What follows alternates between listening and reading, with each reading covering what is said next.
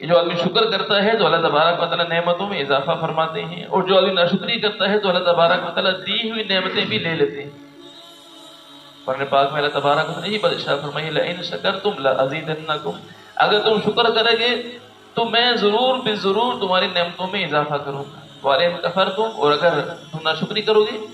تو ان عذاب الشدید، میرا عذاب بڑا سخت ہے، اور آخرت کے اعتبار سے بھی اور دنیا کے اعتبار سے۔ دنیا کے اعتبار سے عذاب یہی ہے کہ اللہ تبارک و تعالیٰ اس کی نعمت کو چھین ہے۔ تو ہر حال میں اللہ تبارک و تعالیٰ کا شکر ادا کرنا چاہیے۔ یہ شکر کرنا بھی اللہ تبارک و تعالیٰ کی نعمت ہے، یہ بھی اللہ تبارک و تعالیٰ کی نعمت ہے۔ حضرت داؤد علیہ السلام نے، روایات میں آتا ہے کہ حضرت داؤد علیہ السلام نے اللہ تبارک و تعالیٰ سے عرض کیا کہ یا اللہ میں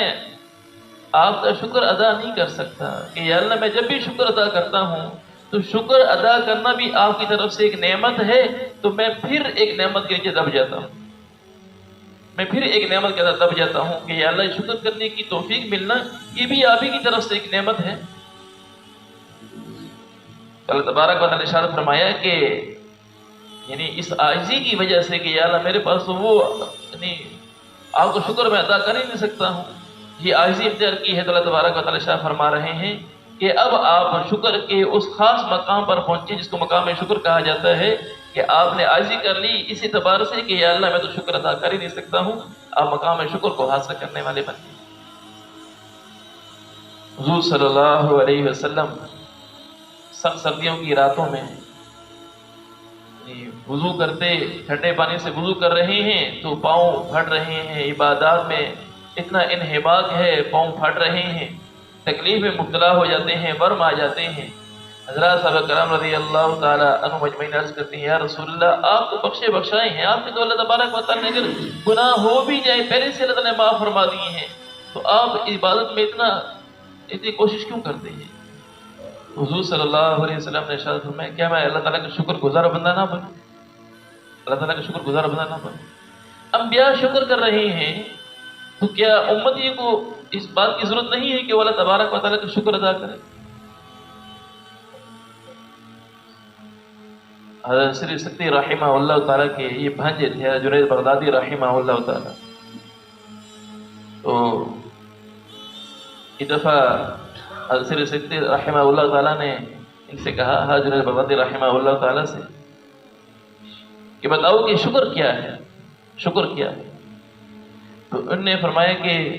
چونکہ ان کی صحبت سے فائدہ اٹھا چکے تھے، ان کی صحبت میں رہا کرتے تھے، تو انہوں نے فرمایا کہ شکر یہ ہے کہ اللہ تبارک و تعالیٰ کی دی ہوئی نعمت کو گناہ کے کاموں میں خرچ نہ کیا جائے۔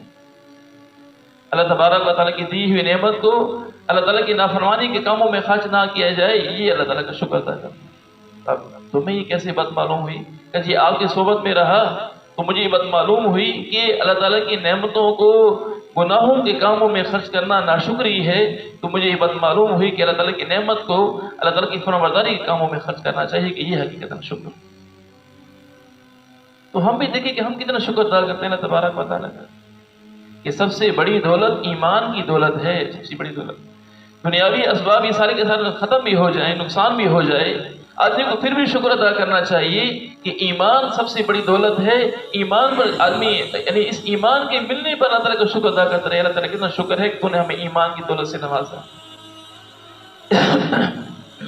حضرت سہل بصری رحمہ اللہ تعالیٰ کے سامنے ایک آدمی آ کر کہنے لگا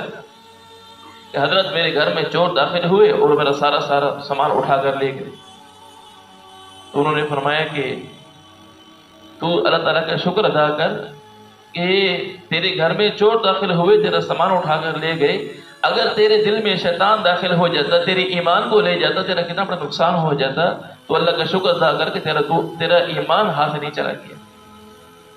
ایمان کتنی بڑی دولت ہے، ایمان کی وجہ سے آدمی آخرت میں کامیابی حاصل کرنے والا ہوگا، کتنی بڑی دولت ہے، اس پر اللہ تعالیٰ کا شکر ادا کرنا چاہیے۔